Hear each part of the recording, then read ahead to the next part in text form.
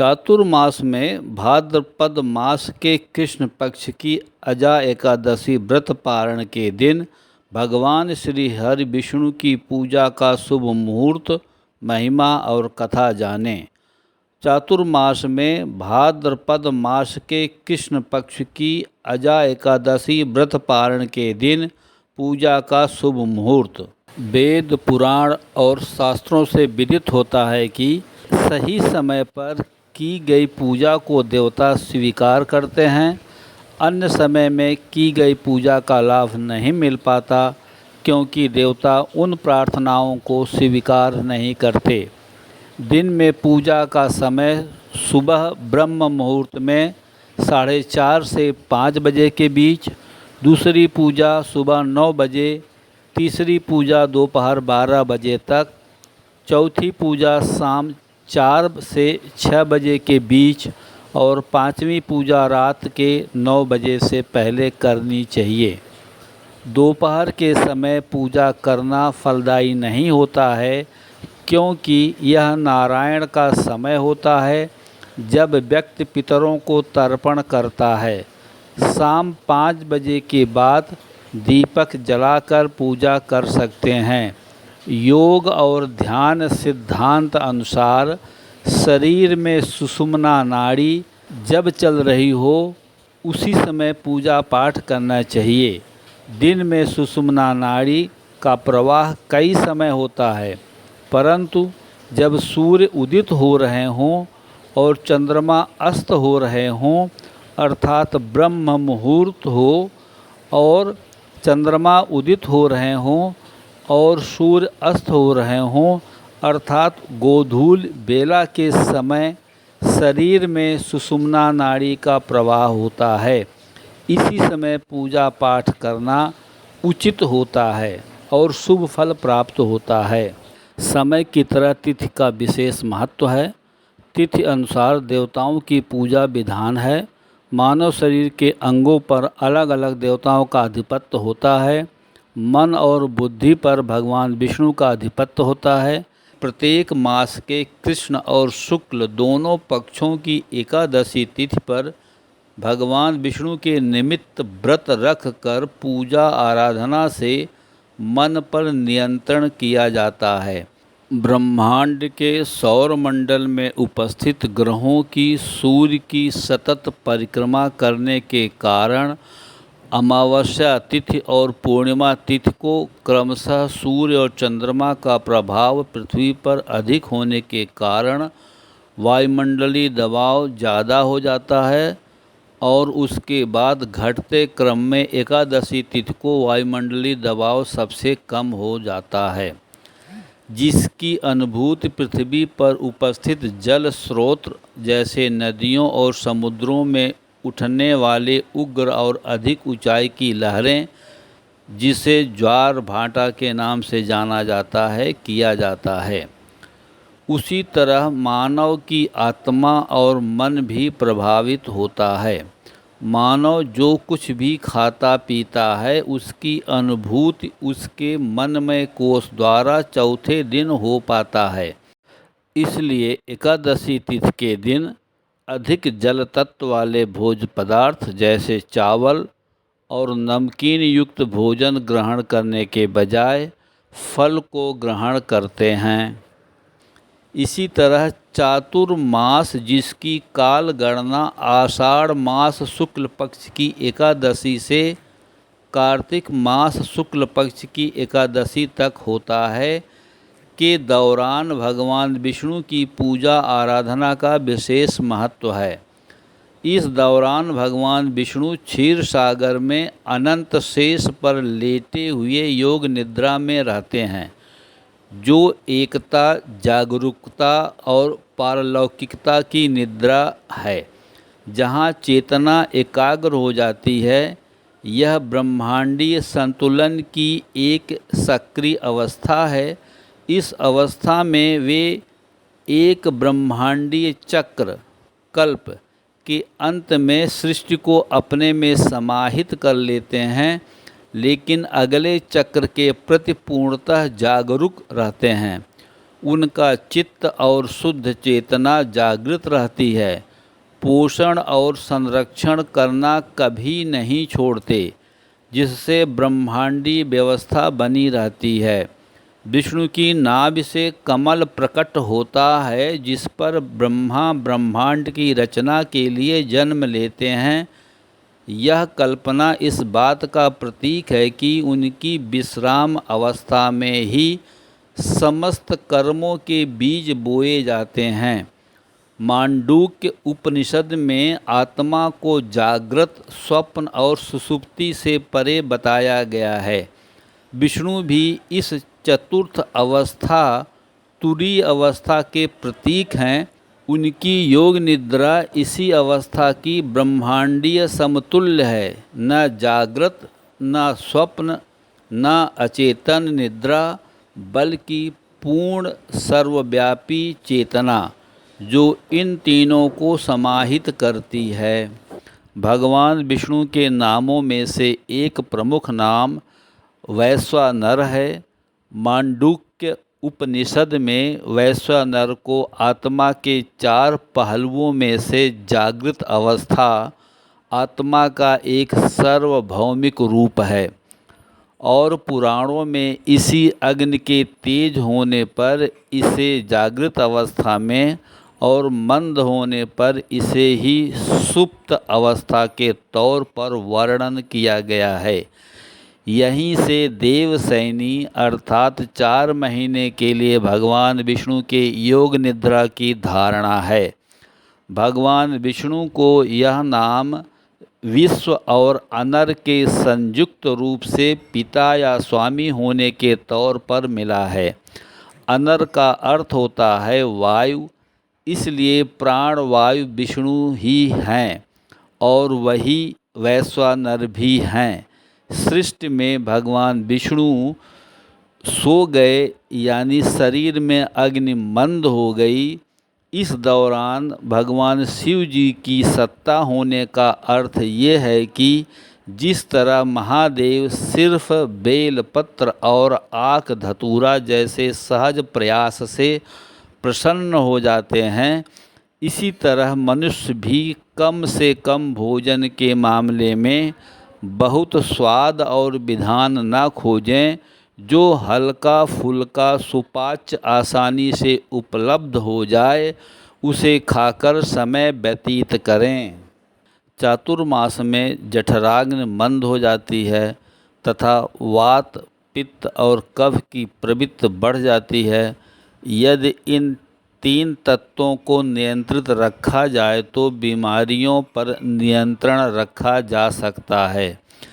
इसलिए चातुर्मास में भोजन में परहेज के साथ साथ सावन में पत्तेदार सब्जियां, भाद्रपद में दही, अश्विन में दूध और इसे बने पदार्थ और कार्तिक में प्याज, लहसुन और उड़द दाल नहीं खाना चाहिए। फिर भी स्वतंत्र मतानुसार देवी देवताओं की पूजा आराधना करते हैं। जानते हुए मन में विचार आया कि साधारण जन मानव कल्याण हेतु इस विषय पर वीडियो बनाकर सागामियों को एकादशी व्रत रखने और उस दिन भगवान श्री हरि विष्णु की पूजा आराधना करने की प्रेरणा करें। अजा एकादशी व्रत पूजा का शुभ मुहूर्त इस साल चातुर्मास में भाद्रपद मास के कृष्ण पक्ष की एकादशी तिथि 18 अगस्त को शाम 5:23 से शुरू होगी और 19 अगस्त को दोपहर 3:33 पर समाप्त होगी। एकादशी प्रकार में परविद्धा अजा एकादशी 19 अगस्त दिन मंगलवार को सिद्ध योग में रखा जाएगा। अजा एकादशी व्रत के पारण का शुभ मुहूर्त जिस प्रकार एकादशी तिथि के दिन व्रत रखा जाता है, वैसे ही द्वादशी तिथि के दिन सूर्योदय और हरिवासर के बाद एकादशी व्रत का पारण किया जाता है। द्वादशी तिथि बुधवार को दोपहर 2 बजे समाप्त होगी और हरिवासर द्वादशी तिथि का चौथा भाग बुधवार को सूर्योदय 5:53 के पहले ही समाप्त हो चुका है। इसलिए एकादशी व्रत का पारण 20 अगस्त दिन बुधवार को सुबह 5:53 से 9:30 की अवधि में सुबह दैनिक नित्य कर्म से निवृत्त होकर स्नान करके लक्ष्मी नारायण भगवान की पूजा के बाद तुलसी के पत्ते का सेवन करके व्रत खोलें। भगवान विष्णु की प्रसन्नता के लिए पूजा माहौल बनाकर अजा एकादशी व्रत की महिमा और कथा के पहले भगवान विष्णु की वंदना। हरिमय जगत जगतमय श्री हरि, यत्र तत्र सर्वत्र वही बसते। नदियों में जल रूप, पृथ्वी पे थल रूप, नक्षत्रों में ज्योति रूप, पुष्पों में हंसते। पास में विश्वास के हैं, तर्क से हैं दूर हरि, उन्हें नहीं मिले भ्रम जाल में जो फंसते। इस उस से जो पूछे निज घट में न ढूंढे, ऐसे मूढ़ हरि के दरस को तरसते। ऐसे जीव हरि की कृपा को तरसते, ऐसे जीव हरि की कृपा को तरसते।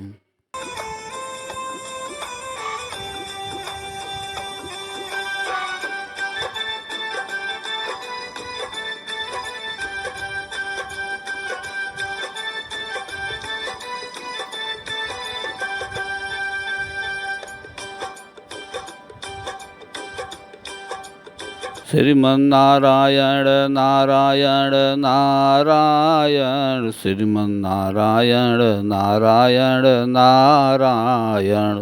184 भोग के तूने यह मानव तन पाया, रहा भटकता माया में कभी पूजा व्रत नहीं किया। रख ले एकादशी व्रत, रख ले एकादशी व्रत, रख ले एकादशी व्रत, भजले नारायण नारायण नारायण। हरि विष्णु मौका दे बार बार, व्रत करो एकादशी, चले आओ मेरे द्वार। व्रत करो एकादशी, व्रत करो एकादशी, व्रत रखो एकादशी। मैं रोज हरि गुण गान करूं, एकादशी व्रत जरूर करूं। पूजा पाठ करूं, तुम्हें याद करूं, योगासन में तेरा ध्यान करूं। इतने भक्तों के रक्षक तुम, मेरा उद्धार करोगे कभी न कभी। यदि नाथ का नाम दया निधि है, तो दया तो करेंगे कभी न कभी। संसार का सुख दुख देख लिया, मैंने जान लिया हरि नाम लिया। तेरे सिवा ना कुछ मेरा, प्रभु ध्यान दोगे कभी न कभी। यदि नाथ का नाम दया निधि है, तो दया तो करेंगे कभी न कभी। वंदना के बाद एकादशी की महिमा में पहले पर ब्रह्म और जीव को समझते हैं। पर ब्रह्म मात्र संकल्प लेते हैं और महामाया पूर्ण करती हैं। पर ब्रह्म की लीला में पर ब्रह्म के एक से अनेक होने के संकल्प की पूर्ति में असंख्य जीवात्माएं पर ब्रह्म से अलग होकर इच्छा पूर्ति और उसके अनुरूप कर्म करने के लिए भूलोक में आकर कर्म योनि धारण करती हैं। जबकि जीव की कर्म और भोग 2 योनियाँ होती हैं, भूलोक में कर्म योनि और नरक और स्वर्ग जैसे लोक में भोग योनि में रहती हैं।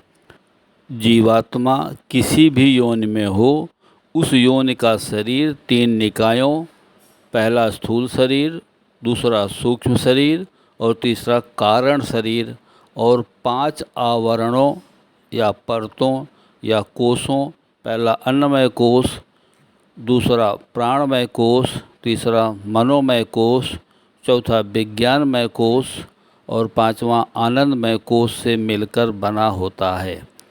कारण शरीर केवल सूक्ष्म शरीर और स्थूल शरीर का बीज है।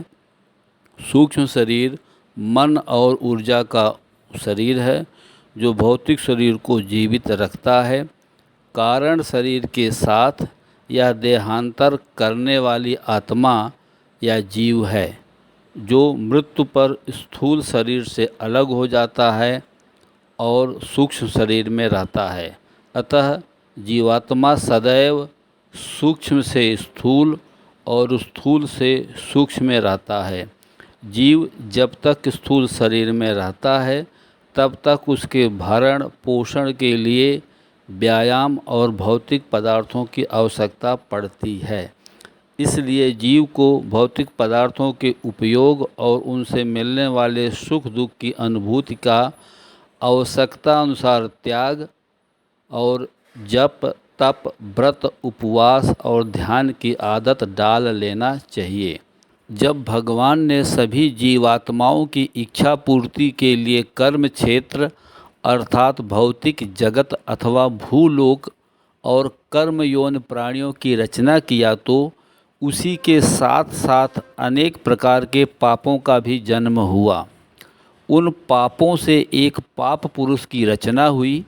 भगवान ने देखा कि आत्माएं बहुत जल्दी पाप की ओर प्रवृत्त होती हैं और उन्हें दंड के लिए बार बार नारकीय लोकों में भेजा जाता है। भगवान को जीवों पर दया आई और उन्होंने अपने शरीर से एकादशी का विस्तार किया। जीव एकादशी का व्रत रखने लगे और पापों से मुक्ति पाने लगे। इस पर क्रोधित पाप पुरुष भगवान के पास गया और बोला, आपने मुझे बनाया है, लेकिन एकादशी के प्रभाव से मैं अपना कर्तव्य करने में असमर्थ हूँ। भगवान ने उत्तर दिया, यदि ऐसा है तो मैं तुम्हें प्रत्येक एकादशी को अन्न में प्रवेश करने का आदेश देता हूँ। इससे तुम्हारा अस्तित्व बच जाएगा।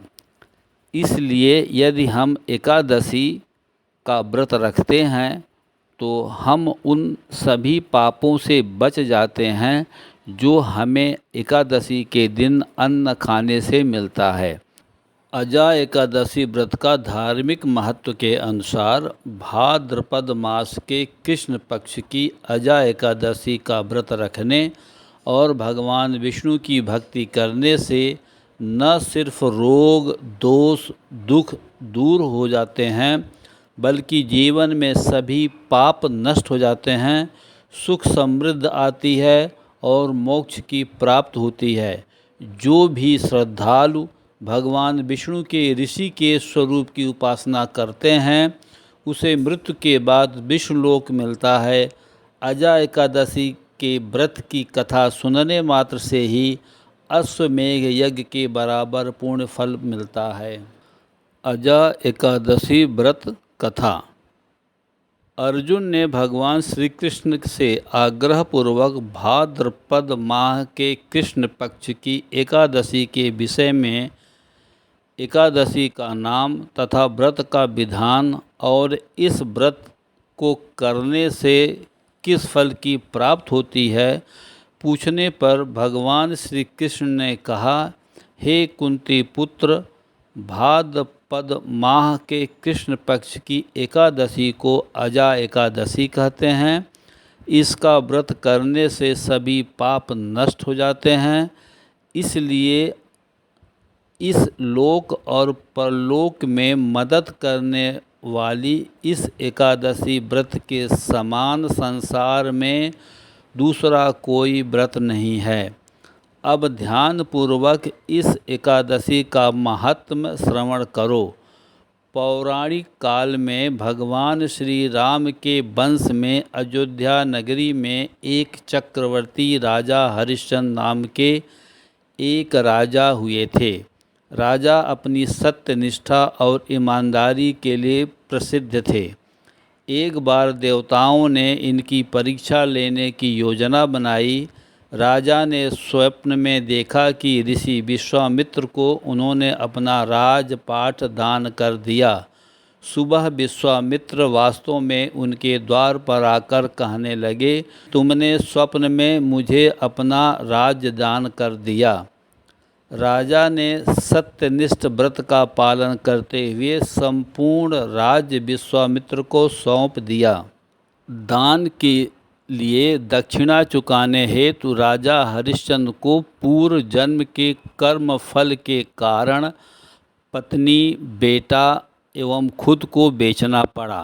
हरिश्चंद्र को एक डोम ने खरीद लिया जो श्मशान भूमि में लोगों के दाह संस्कार का काम करवाता था। स्वयं वह एक चांडाल का दास बन गए। उसने उस चांडाल के यहाँ कफन लेने का काम करने लगे, किंतु उसने इस आपत्ति के काम में भी सत्य का साथ नहीं छोड़ा। जब इस प्रकार उसे कई वर्ष बीत गए तो उसे अपने इस नीच कर्म पर बड़ा दुख हुआ और वह इससे मुक्ति पाने के उपाय खोजने लगे। वह सदैव इसी चिंता में रहने लगे कि मैं क्या करूं, किस प्रकार इस नीच कर्म से मुक्ति पाऊं। एक बार की बात है, वह इसी चिंता में बैठे थे कि गौतम ऋषि उनके पास पहुँचे। हरिश्चंद्र ने उन्हें प्रणाम किया और अपनी दुख भरी कथा सुनाने लगे। राजा हरिश्चंद्र की दुख भरी कहानी सुनकर महर्षि गौतम भी अत्यंत दुखी हुए और उन्होंने राजा से कहा, हे राजन, भादव माह के कृष्ण पक्ष की एकादशी का नाम अजा है। तुम उस एकादशी का विधान पूर्वक व्रत करो तथा रात्र को जागरण करो, इससे तुम्हारे सभी पाप नष्ट हो जाएंगे। महर्षि गौतम इतना कहकर चले गए। अजा नाम की एकादशी आने पर राजा हरिश्चंद्र ने महर्षि के कहे अनुसार विधान पूर्वक उपवास तथा रात्र जागरण किया। इस व्रत के प्रभाव से राजा के सभी पाप नष्ट हो गए। एक दिन राजा हरिश्चंद्र ने श्मशान घाट पर अपनी पत्नी को अपने मृतक पुत्र के दाह संस्कार के लिए पाया। इस आपत्ति में भी राजा हरिश्चंद्र ने सत्य का साथ नहीं छोड़ा और पत्नी से पुत्र के दाह संस्कार के लिए कफन मांगा। उस समय स्वर्ग में नगाड़े बजने लगे तथा पुष्पों की वर्षा होने लगी। उन्होंने अपने सामने ब्रह्मा, विष्णु, महेश तथा देवेंद्र आदि देवताओं को खड़ा पाया। उन्होंने अपने मृतक पुत्र को जीवित तथा अपनी पत्नी को राजसी वस्त्र तथा आभूषणों से परिपूर्ण देखा। व्रत के प्रभाव से राजा को पुनः अपने राज्य की प्राप्ति हुई। वास्तव में ऋषि विश्वामित्र ने राजा की परीक्षा लेने के लिए देवताओं के आग्रह पर यह सब कौतुक किया, परंतु अजा एकादशी के व्रत के प्रभाव से ऋषि द्वारा रची गई सारी माया समाप्त हो गई और अंत समय में हरिश्चंद्र अपने परिवार सहित स्वर्गलोक को गए। हे राजन, यह सब अजा एकादशी के व्रत का प्रभाव था। जो मनुष्य इस एकादशी व्रत को विधान पूर्वक करते हैं तथा रात्र जागरण करते हैं, उनके सभी पाप नष्ट हो जाते हैं और अंत में वे स्वर्ग को प्राप्त होते हैं। इस एकादशी व्रत की कथा के श्रवण मात्र से ही अश्वमेघ यज्ञ के फल की प्राप्ति हो जाती है। प्रिय दोस्तों, नमस्कार। मुझे आशा है कि मेरी यह लेटेस्ट पब्लिश्ड वीडियो आप सबको बहुत पसंद आई है। अतः घर में बैठकर इस वीडियो का आनंद लेने के बाद मेरे प्रयास को काइंडली लाइक और कमेंट्स करें तथा अपने नियरेस्ट एंड डियरेस्ट को शेयर करें।